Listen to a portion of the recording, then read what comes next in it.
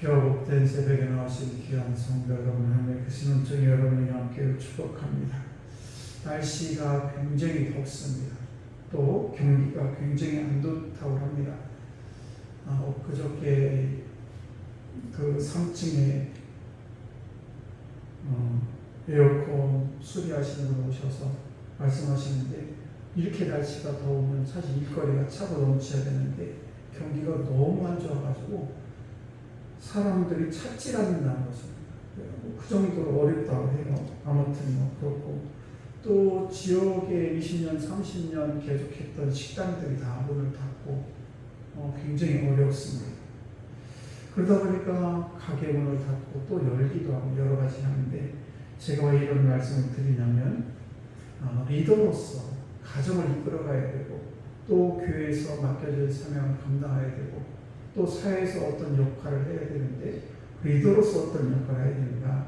우리는 느헤미야를 통해서 깨닫는 것은 뭔가 하면, 이 건강한 리더는 기다릴 줄 알아야 된다는 것과, 오늘 말씀드리는 것은 상황 파악을 해야 된다는 것입니다. 상황이 어떤지. 그래서 우리가 식당을 열든 아니면 커피숍을 열든 여러 가지 일을 할 때에 그냥 무작정 달려들어가지고 여기 목이 좋다 그래가지고 무조건 가게를 열면 참 어려움을 당하게 됩니다.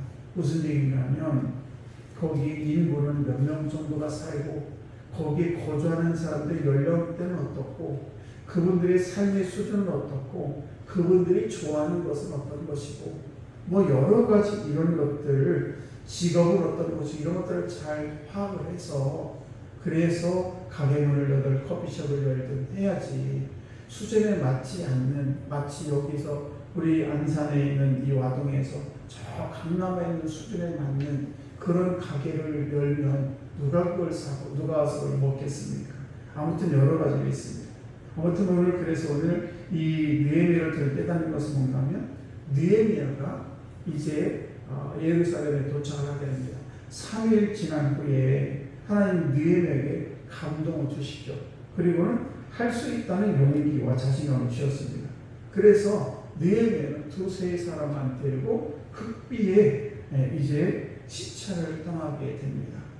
12절 말씀, 시차를 떠나는데 조용한 밤에, 아무도 모르는 밤에 이제 시차를 하게 되는데, 짐승도 느헤미야 혼자만 타고 다녔다라고 기록을 하고 있습니다. 그래서 이 비전을 이루려면 조용하게, 그리고 철저하게 탐색하는 것이 매우 중요한 것을 알 수가 있습니다. 그러니까 이걸 우리는 어려운 말로 우리가 이렇게 지역 이렇게 상권을 잘 리서치라고 하죠. 그래서 정확하게 잘 파악을 해야 된다는 것입니다. 그래서 철저히 탐색부터 해야 되는데, 왜 탐색부터 하는가? 아무도 모르게 그런 여러 가지가 이유가 있는데, 그것은 뭔가 하면, 이런 소문이 퍼지게 되면 괜히 여기저기서 잡음이 나요. 느헤미야를 세웠는데 성벽을 재건한다는 등 별 얘기가 다 퍼지기 때문에 일도 하기 전에 그 소문이 적군에 들어가게 되면 이를 망치게 되는 것입니다. 그래서 오늘 느헤미야를 보게 되면, 은밀하게 인적이 드문 골짜기로 나올 용정이라는 그런 문을 들어가게 됩니다. 이 용정이라는 우물을 얘기합니다.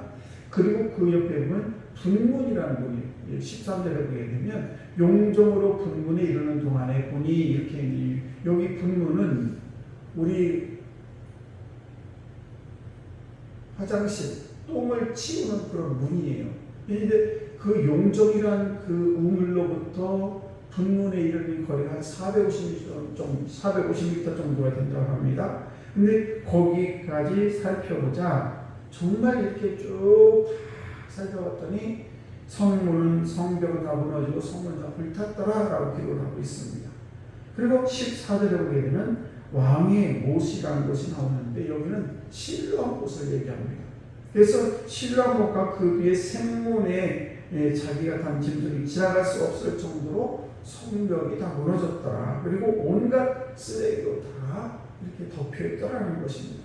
이렇게 성벽을 자세히 살펴보아서 성벽 재건을 구체적으로 어떻게 될 것인가 하는 것을 구체화시켜야 됩니다. 그래서 우리가 비전을 이루려면 우리가 말씀과 기도를 앞세우면서 우리가 책도 보고 신문도 보고 인터넷도 해야 되고 여러 가지 상황을 잘 파악을 하고 그리고 앞날의 비전도 보여야 될 것이고 그리고 또 현실도 봐야 되고 그리고 비전이 없으면서 현실만 보게 되면 대책이 없는 사람이지만 그러나 현실이 없이 비전만 보게 되면 더욱 대책이 없는 사람이에요. 그러니까 믿음이라는 것은 지금 내가 살아가고 있는 현실과 대안이 반드시 따라가야 된다는 것이죠. 그래서 믿습니다라는 그런 말만 하고 계획과 준비와 노력이 없는 것은 믿음이 아니라 허풍인 겁니다. 그러니까 우리가 허풍에는 사람은 속지만은 마귀는 속지 않습니다. 이제 우리가 이 교회 건축을 많이 합니다. 교회 건축을 많이 하는데 보통 건축을 할 때 보면 어떤 교회 장로님이 이렇게 사업을 합니다. 근데 이제 그 일전에 어떤 한 건설회사 장로님이 계신데 나는 다시는 교회 건축을 안 하겠다라고 선언을 합니다. 왜 그러냐니까 건축하는 교회들이 이제 대부분에는 믿음은 굉장히 좋다는 것입니다. 그래서 믿음은 좋은데 대책이 없다는 거예요. 그래서 믿음으로 대책이 없이 하는데 공사비도 주지 않으면서 그러니까 얼마나 장로님이 건축하기 힘들겠습니까? 그러면서 나중에 얘기할 때 믿음으로 지었다 이렇게 말을 한다는 것입니다. 남에게 엄청난 손해를 끼치고 그리고 그러면서 또 말하기를 나는 축복받았다 이렇게 얘기를 한다는 것입니다. 그러니까 나는 다른 사람에게 많은 피해를 주고 나서 스스로 얘기해요. 나는 축복받았다 라고 하는 것은 앞뒤가 맞지가 않다는 것입니다. 그러니까 나의 생각, 시선은 높이 두되 더 중요한 것은 뭐냐면 현실 인식을 잘하고 그리고 대안을 갖춰야 된다는 것입니다. 그래서 우리가 비전도 좋고 믿음도 좋지만은 이렇게 오늘 우리가 느헤미야를 통해서 우리가 리더로서 깨닫는 것은 뭔가 하면 무조건 믿어라고 하는 것이 아니라 리더는 정말 기다릴 줄도 알아야 되고 상황 파악을 잘 할 줄도 알아서 그래서 이런 것들이 새 나가지 않도록 잘 관리하면서 때가 되면은 그때 딱 일을 할 수 있는 그래서 모든 상황을 잘 파악할 수 있는 그런 현실감도 있어야 된다는 것입니다. 물론 꿈도 있어야 되지만은 현실감도 있는 리더가 되어야 된다는 것입니다. 어머니 아버지로서 얘들아 걱정하지 마. 하나님께서 채워줘요. 당연히 하나님 채워주시죠. 그런데 아무런 대책도 없으면서 하나님 채우신다라고 말로만 해서는 안 되겠다라는 것입니다. 그래서 우리는 이렇게 느헤미야처럼 현실을 잘 파악하고 그리고 우리가 잘 알다시피 느헤미야는 무슨 일을 만났을 때 기도하는 그런 모습을 보면서 저들 리더는 기다릴 줄도 잘 알아야 되고 현실 파악을 잘 하는 그래서 상황 파악을 잘하는 리더로서 우리가 삶을 살아갈 때 하나님 기뻐하는 삶을 살아갈 줄로 믿습니다. 그런 성도 여러분 되기를 간절히 축복합니다.